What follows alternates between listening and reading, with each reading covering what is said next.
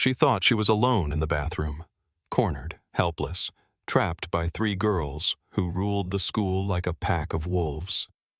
The lock clicked, laughter echoed, and fists pounded closer on the stall doors. But just as one of them reached for her backpack, a calm voice rose from the last stall, the one they didn't check. A voice none of them expected, and one they should have feared. What happened next will shock even those who thought they'd seen everything. But first, let's go back to the beginning. 12:22 p.m. The bell had rung 12 minutes ago, and Jefferson High had exploded into its usual midday anarchy. Chairs scraping tile, lockers slamming shut, bodies rushing toward the smell of grease and noise. Conversations overlapped like clashing instruments, but none of it touched the quiet corner of the second-floor hallway, where the broken vending machine blinked its eternal out-of-order sign, and the windows wore a film of forgotten dust. That was where Alyssa Carter moved, softly, quickly, as if afraid to leave footprints. She never walked with friends. Not because she didn't want them, but because every time she tried, it ended the same. Stares, silence, laughter that started too soon after she passed. 15, bookish, brown-skinned, in a sea of pale faces. Alyssa didn't fit. And in Jefferson High, not fitting wasn't just a social sentence. It was a target. They called her Alice Aid Kit behind her back, some joke about her eczema, about the cotton bandages wrapped around her forearms and the lotion she applied during study hall. "Emergency case," they said, always falling apart.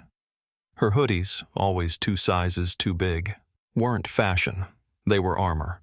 Her backpack was her shield. And the bathroom stall? Her only place to disappear. But today the air felt thicker. Every step down the hallway sent a tremor through her spine. The silence of that corridor wasn't comforting. It was staged. It was too quiet. Alyssa didn't question it out loud, but something inside her whispered, "Not today." She turned into the bathroom near the abandoned art wing, the one with chipped tiles and a flickering light over the last sink. She chose the middle stall. Habit, safety, symmetry. Sat on the closed lid. Hugged her backpack to her chest. She tried to breathe. Then came the door. The creak wasn't loud, but it cracked through the silence like glass breaking. Her heartbeat launched into her throat. Footsteps. 3 pairs. Heels on tile. Giggling. The tap-tap of a phone screen being recorded. Tori. Jenna. Brooklyn. Alyssa knew the voices before the names reached her mind. The ruling girls of Jefferson. Blonde hair, glossy lips, brutal tongues. The kind of cruelty that didn't need bruises to leave scars. "Let's see what's in her ugly little backpack," Jenna said, her voice soaked in venomous delight. The lock clicked shut behind them. One stall banged open, then another, closer. Alyssa's throat tightened. She couldn't cry, not now. She couldn't breathe too loud. They were listening. She squeezed her knees tighter, prayed her feet weren't visible. The third stall slammed open. Then, nothing. Until the low, measured voice from the far end of the room. "You don't want to do that." Silence fell like a trap snapping shut.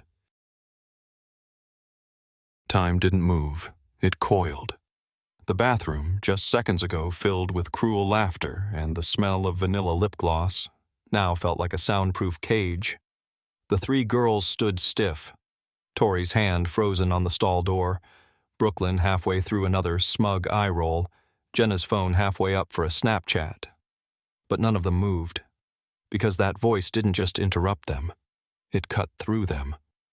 Tori's lips parted first, her voice scraping through the air. "Who the hell is that?" The answer stepped out before the question finished echoing. Imani Rodriguez.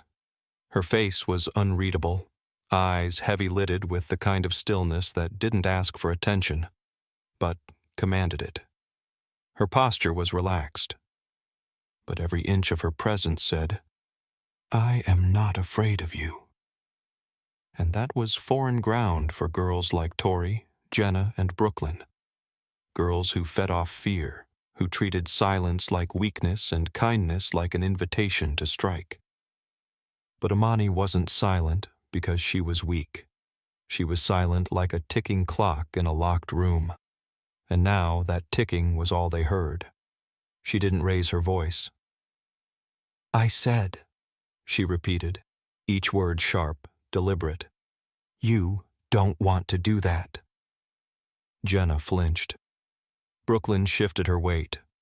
Tori, ever the queen bee, tried to recover her crown. You think you can stop us? She scoffed, trying to twist her fear into bravado. I know I can, Imani said, stepping forward, not fast, not threatening, but direct. Her body moved like water, calm on the surface, force underneath. Then she paused, standing squarely between them and Alyssa's stall. But I won't need to. That's when the phone buzzed. A single vibration. One message, but it dropped like a gunshot. Tori glanced down, and all the heat in her face drained. Her thumb trembled slightly as she gripped the screen tighter, as if it could protect her from what she now knew. Brooklyn noticed. What? She asked, voice tighter than before. What is it? Tori's reply came as a whisper. Guys, she's the girl from Northview. Everything in the room shifted. Jenna's face blanched. Brooklyn's lips parted in disbelief. Northview? Jenna asked, voice cracking on the second syllable. Imani took one slow step forward, leaning ever so slightly toward them.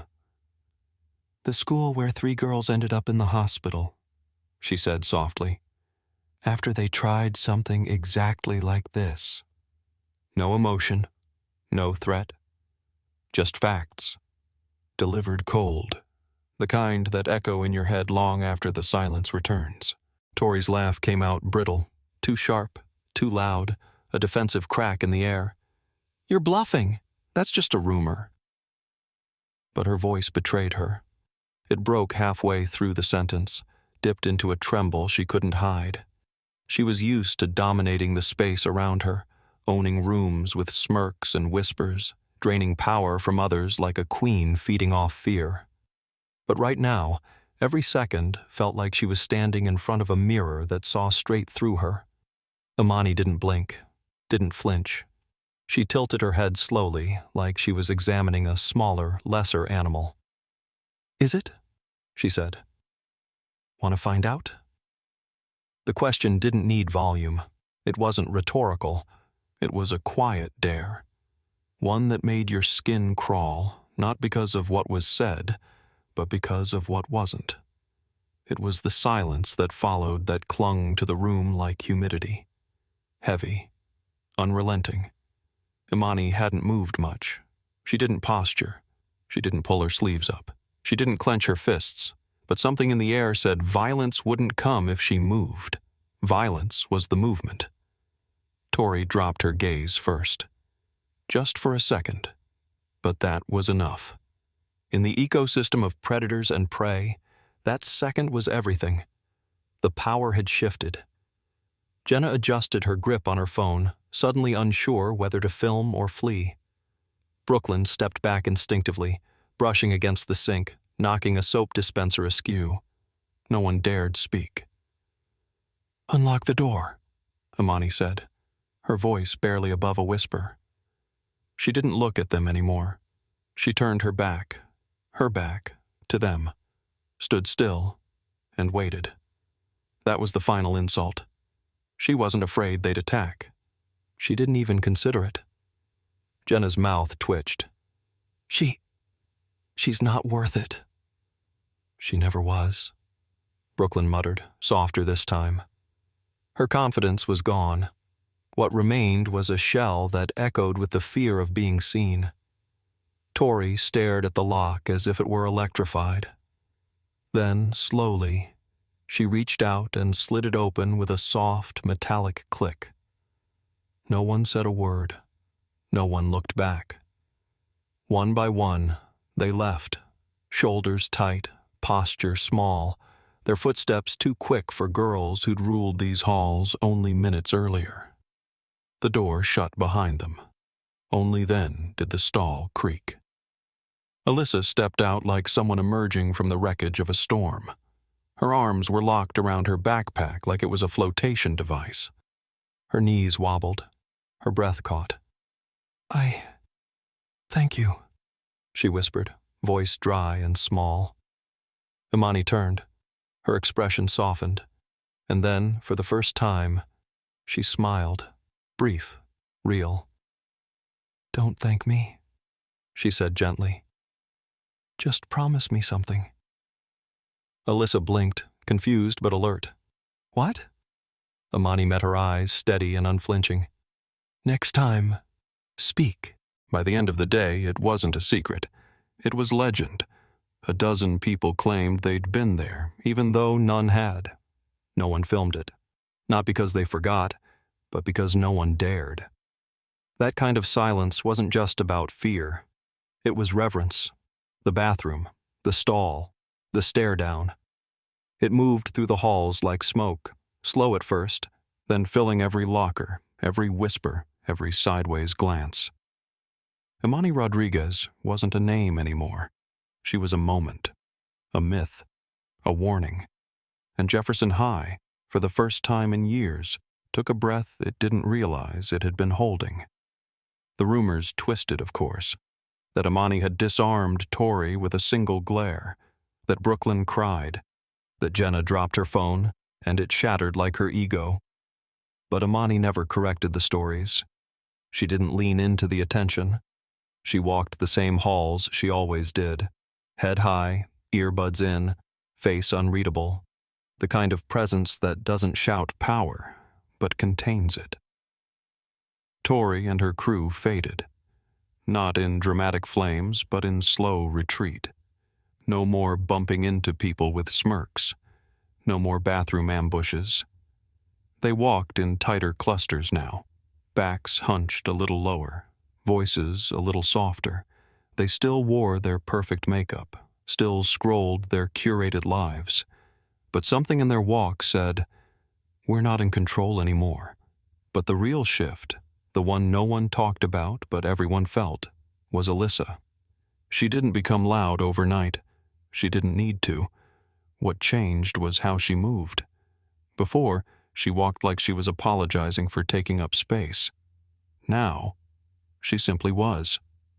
2 days after it happened, she slipped her name onto the sign-up sheet for debate club. No fanfare, no announcement, just ink on paper. A week later, in English, she raised her hand. Mr. Callahan paused when he saw it, maybe out of shock, maybe respect. Her answer wasn't perfect, but her voice didn't shake. And 3 weeks later, she crossed paths with Tori near the east stairwell, the same place where whispers once followed her like shadows.